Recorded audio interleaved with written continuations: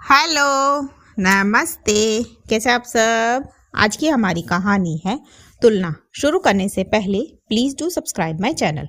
चलिए दोस्तों, कहानी शुरू करते हैं। बहू, नाश्ता बनाया नहीं? कुंती जी ने अपनी बहू पूनम को आवाज लगाई। फिर पूनम, जो कि किचन में थी, वो बोली, जी मम्मी जी, बस 2 मिनट में लाई। फिर जब पूनम नाश्ता लेकर आई, तब कुंती जी उससे बोली, अरे बहू, बहुत ढीली हो तुम। मेरी जीजी की बहू सुजाता को देखो, कितनी फुर्तीली है। मजाल है उसे किसी चीज की आवाज लगानी पड़ जाए। ये सुन करके पूनम का चेहरा उतर गया। दरअसल पूनम की नई नई शादी हुई है प्रशांत से।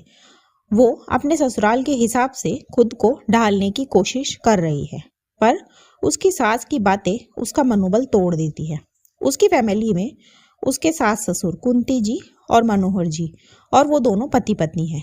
जिस दिन से पूनम की शादी हुई है, उसी दिन से कुंती जी ने रसोई से तौबा कर ली। वो रसोई में झांकने तक नहीं जाती। फिर भी पूनम सब अकेले ही संभालने की पूरी कोशिश करती है। फिर एक दिन कुंती जी पूनम को आवाज लगाकर बोली, पूनम, ये कपड़े सोफा पर क्यों पड़े हैं? तब पूनम बोली, मम्मी जी, वो मैं छत से कपड़े उतार कर लाई थी। फिर मेरा फोन बजने लगा तो मैं इनको यहीं रखकर बात करने लग गई थी, इसीलिए भूल गई। तब कुंती जी बोली, बहू, ऐसे हॉल में ही कपड़े पटक दिए तुमने। मान लो कोई मेहमान आ जाता तो क्या सोचता? तुम में तो बिल्कुल भी तमीज नहीं है। मेरी दीदी की बहू सुजाता से कुछ सीखो, कितनी सुगड़ है।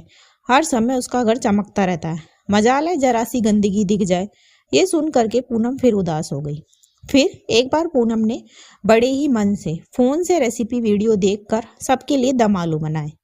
तब भी सबको सब्जी पसंद आई।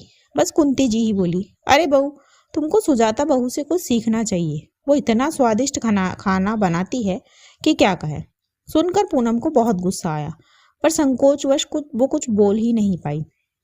फिर एक दिन वो लोग शादी में जा रहे थे। सब तैयार हो रहे थे। कुछ देर के बाद सब तैयार होकर आ गए। बस पूनम सबसे अंत में आई। तब फिर कुंती जी बोली, अरे बहू, इतना टाइम लगा दिया तैयार होने में, और लग तो वैसी ही रही हो जैसे हमेशा लगती है। जीजी की बहू सुजाता को देखो, कितनी सुगड़ है, कितनी सुंदर और सुशील भी, और उस पर काम भी समय पर करती है, सारा समय पर करती है। कहीं जाए तो पहले अपनी सास को तैयार करती है, फिर खुद तैयार होती है। और तुमको देखो, खुद तैयार होने में ही इतना समय लगा दिया। कुंती जी के इस तरह सबके सामने की गई तुलना से पूनम तिल मिला गई। फिर वो गुस्से में बोली, मम्मी जी, सुजाता भाभी इतनी ही सुगड़ है, सुशील है, तो उनसे ही कर देती अपने बेटे की शादी, या फिर उनको ही ले आओ। आपका सब काम समय पर कर दे देगी। मैंने तैयार होने में समय लगाया, ये दिखा आपको? ये नहीं दिखा? मैंने पहले सारे काम करे, छत से कपड़े लेकर आई, सबको चाय बना कर दी, फिर रसोई में बर्तन धोए, उसके बाद मैं तैयार होने गई थी। पूनम को इस तरह जवाब देते देख कुंती जी सन रह गई। कुंती जी कुछ बोलती उससे पहले ही मनोहर जी बोले, पूनम, तुम्हारी मम्मी मजाक कर रही थी। एक काम करो, तुम और प्रशांत निकलो, हम लोग आते हैं। फिर वो दोनों निकल गए। उनके जाते ही कुंती जी मनोहर से बोली, आज बहू ने इतना कुछ बोला मुझे, बजाय उसे डांटने के आपने उसे, उनकी बात पूरी होती उससे पहले ही मनोहर जी बोले, उसको डांटने से आपको समझाना ज्यादा जरूरी था। क्या मतलब? कुंती जी ने पूछा। तब मनोहर जी बोले, जी हाँ, अगर आप किसी को जरूरत से ज्यादा दबाने की कोशिश करोगे तो वो विद्रोह करेगा, जैसे आज बहू ने किया। आज उसकी सहने की शक्ति खत्म हो गई तो उसने आपको जवाब दे दिया।